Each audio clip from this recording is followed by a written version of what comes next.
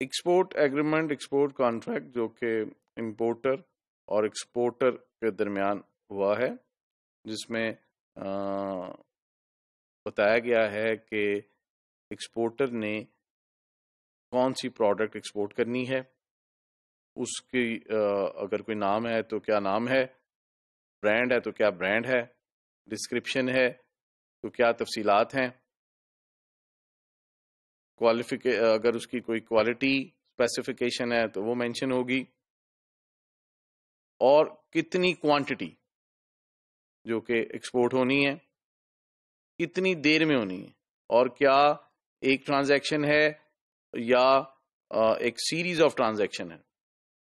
تو یہ ساری ڈیٹیلز ایک ایگریمنٹ جو کہ امپورٹر اور ایکسپورٹر کے درمیان ہوا ہے اس میں لکھی جاتی ہیں، and it is signed by the representative of the both companies، یعنی امپورٹر اینڈ ایکسپورٹر. تو یہ ایک امپورٹنٹ ڈاکومنٹ بن جاتا ہے جو کہ ان کی فالوئنگ جو ریلیشن شپ ہے اس کو گورن کرتا ہے. تو اسی کو زیادہ آتھینٹیکیٹ کرنے کے لیے اور اس میں گورنمنٹ انوالومنٹ لانے کے لیے ایکسپورٹرز جو ہیں ان پر یہ لازمی ہے کہ اس کو رجسٹر کرائیں ٹی ڈی اے پی کے پاس.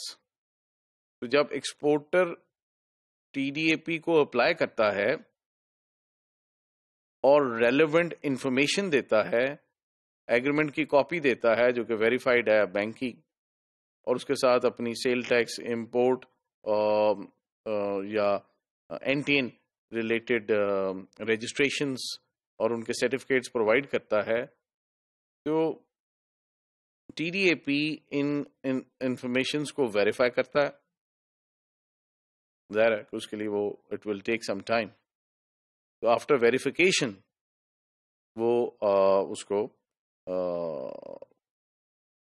رجسٹر کر لیتا ہے اس ایگریمنٹ کو اپنی بکس میں، اور اس کو ایک سرٹیفکیٹ ایشو کر دیتا ہے which is the registration of that particular contract of export.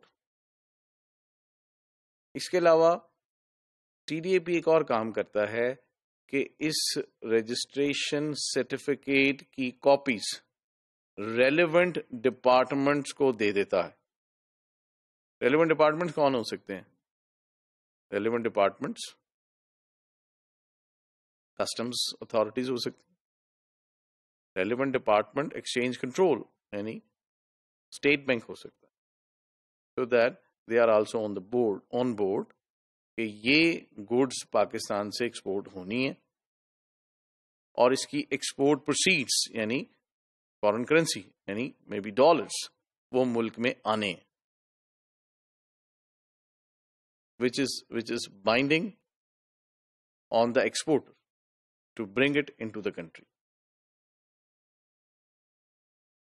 اب یہ جو ایکسپورٹ کانٹریکٹ کی رجسٹریشن کے بعد the contract is valid for export within 60 days of issuance, failing which the amount of security deposit is forfeited.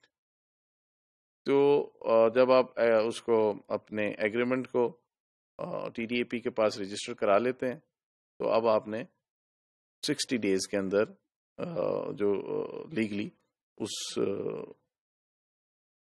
Agreement کے مطابق جو product ہیں، ڈسکرائبڈ پروڈکٹس ہیں، ان کو ایکسپورٹ کرنا ہے. اگر آپ وہ نہیں کر سکتے تو آپ نے جو سیکورٹی ڈپازٹ ہے جمع کرایا ہوا وہ فورفیٹ ہو سکتا ہے. تو اس لیے export registration and export registration certificate that plays a very important and vital role, which is a legal formality to export anything from Pakistan.